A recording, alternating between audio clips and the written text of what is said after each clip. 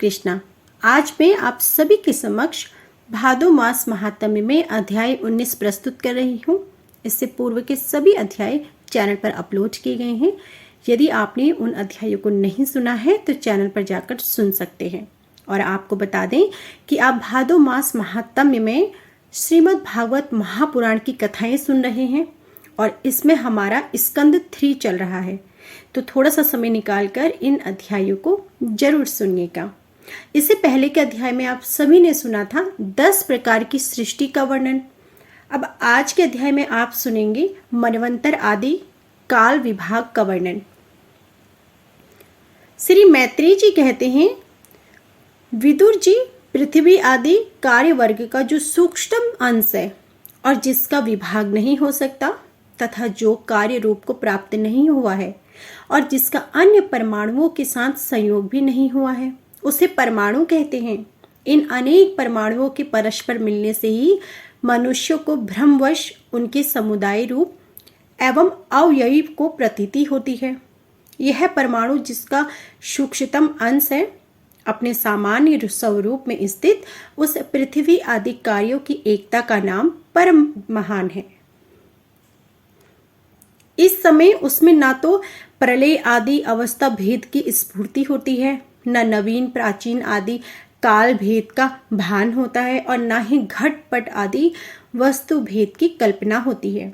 साधु श्रेष्ठ, इस प्रकार यह वस्तु के सूक्ष्मतम और महत्तम स्वरूप का विचार हुआ और इसी के सादृश्य से परमाणु आदि अवस्थाओं में व्याप्त होकर व्यक्त पदार्थों को भोगने वाली सृष्टि आदि में समर्थ अव्यक्त स्वरूप भगवान काल की सूक्ष्मता एवं स्थूलता का अनुमान किया जा सकता है। जो काल प्रपंच की परमाणु जैसी सूक्ष्म अवस्था में व्याप्त रहता है वह अत्यंत सूक्ष्म है और जो सृष्टि से लेकर प्रलय पर्यंत उसके सभी अवस्थाओं का भोग करता है वह तो परम महान है। 2 परमाणु मिलकर एक अणु होता है और 3 अणुओं के मिलने से एक त्रसेणु बनता है, जो झरोखे में से होकर आई हुई सूर्य की किरणों के प्रकाश में आकाश में उड़ता देखा जा सकता है। ऐसे 3 त्रस रेणुओं को पार करने में सूर्य को जितना समय लगता है उसे त्रुटि कहते हैं। इससे 100 गुना काल वेद कहलाता है और 3 वेद का एक लव होता है। 3 लव को एक निमेष और 3 निमेष को एक क्षण कहते हैं। 5 क्षण की एक काष्ठा होती है और 15 काष्ठा का एक लघु होता है। 15 लघु की एक नाडिका होती है, यानी दंड कही जाती है।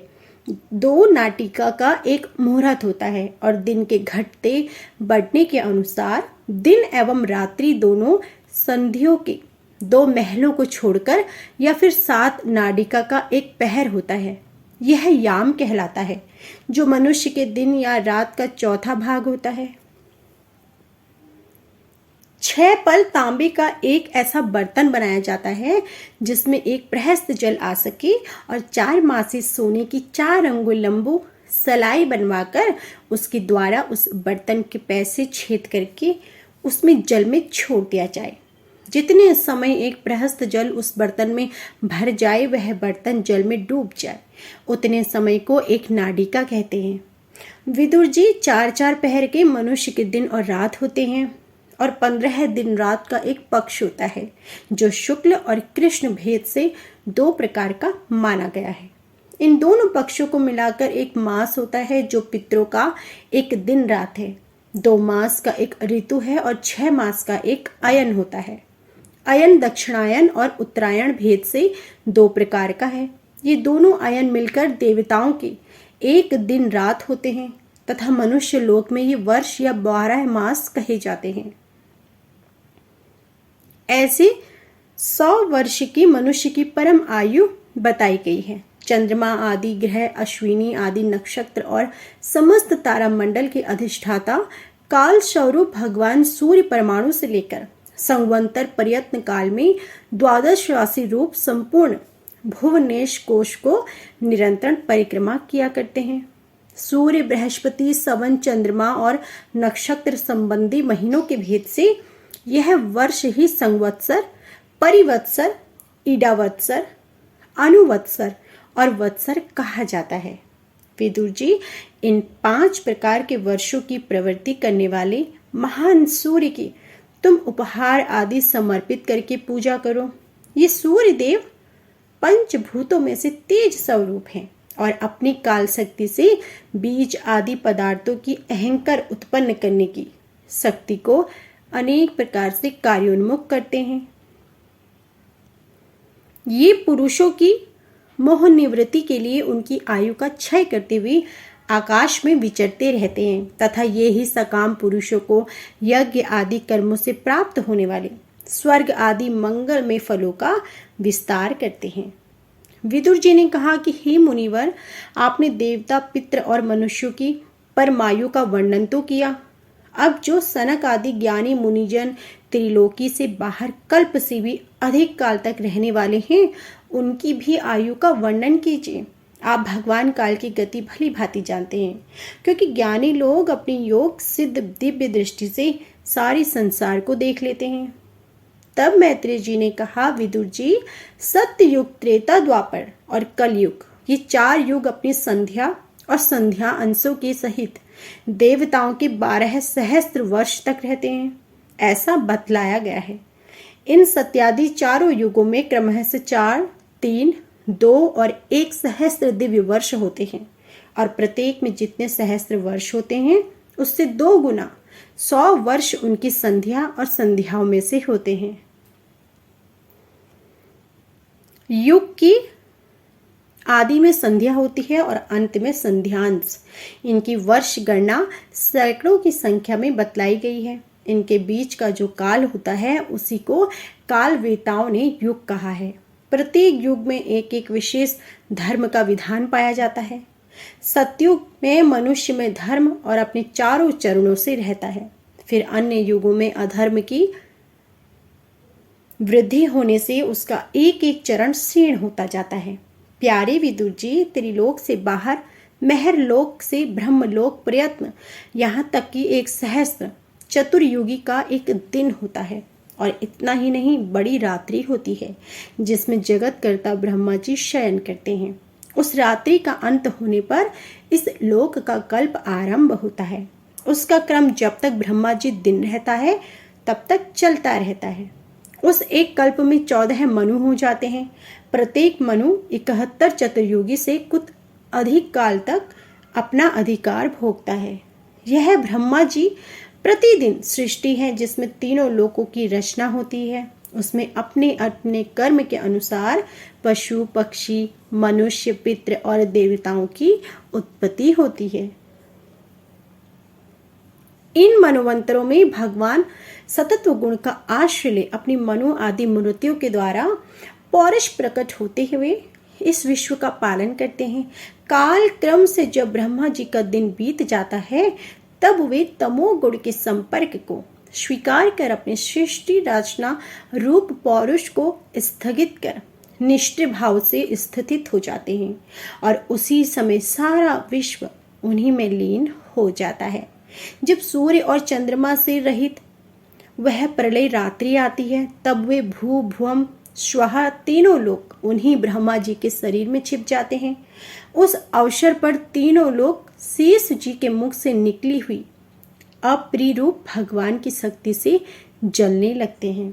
इसलिए उनके ताप से व्याकुल होकर भृगु आदि मुनीश्वर गण महलोक से जनलोक को चले जाते हैं। इतने में ही 7 समुद्र प्रलय काल के प्रचंड पवन से उमड़कर अपनी उछलती हुई उताल तरंगों से त्रिलोकी को डुबो देते हैं। तब उस जल के भीतर भगवान शेष छाया योग निद्रा से नींद मूंद कर शयन करते हैं। उस समय जनलोक निवासी मुनिगण उनकी स्तुति किया करते हैं। इस प्रकार काल की गति से एक एक सहस्त्र चतुर्युग के रूप में प्रतीत होने वाले दिन रात के हेर फेर जो को और 100 वर्ष को परम आयु भी बीती हुई सी दिखाई देती है। ब्रह्मा जी को आयु के आधे भाग को परमार्थ कहते हैं। पहला परार्थ जो बीत चुका है, दूसरा चल रहा है।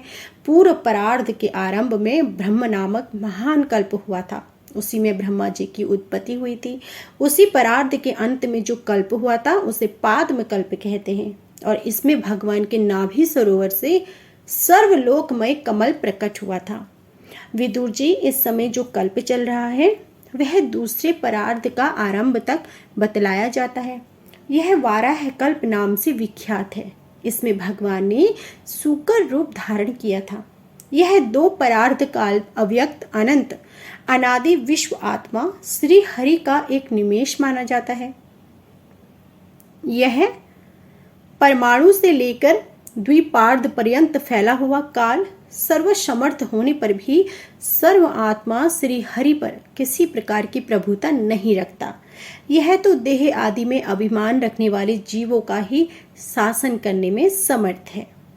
प्रकृति, महतत्व, अहंकार और पंचतंत्र मात्र, इन 8 प्रकृतियों के सहित 10 इंद्रियां, मन और पंचभूत, इन 16 विकारों से मिलकर बना हुआ यह ब्रह्म अंडकोश भीतर से 50 करोड़ योजन विस्तार वाला है तथा इसके बाहर चारों ओर उत्तरोत्तर 10-10 गुने 7 आवरण हैं। उन सबके सहित यह जिसमें परमाणु के समान पड़ा हुआ दिखाई दिखता है और जिसमें ऐसे करोड़ों ब्रह्मांड राशियां हैं, वह इन प्रधान आदि समस्त कारणों का कारण अक्षर ब्रह्म कहलाता है और यही पुराण पुरुष परमात्मा श्री विष्णु भगवान का श्रेष्ठ धाम स्वरूप है। तो यह थी हमारी आज की संपूर्ण अध्याय। उम्मीद है कि आपको हमारी यह अध्याय जरूर पसंद आई होगी और आशा करती हूँ कि आप नियम से और समय के साथ इन अध्यायों को जरूर सुन रहे होंगे। आज की अध्याय पसंद आई हो तो प्लीज़ वीडियो को लाइक जरूर कीजिएगा। यदि आपने थोड़ा सा भी इस अध्याय को सुना है तो भगवान श्री कृष्ण का स्मरण करते हुए कमेंट बॉक्स में जय श्री कृष्णा जरूर लिखिएगा। जय श्री कृष्णा।